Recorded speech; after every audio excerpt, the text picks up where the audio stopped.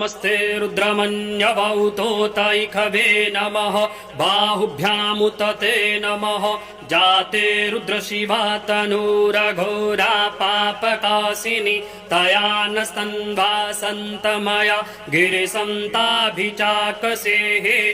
या मे गिरिसन्तहस्तेभिवरस्तवे शिवां गिरित्रतां कुर्माहि गुंसेः पुरुखं जगत शिवेन वचसा त्वा गिरिसाक्ष वदामसि यथा नः सर्वमि जगदयक्षगुं सुमना असत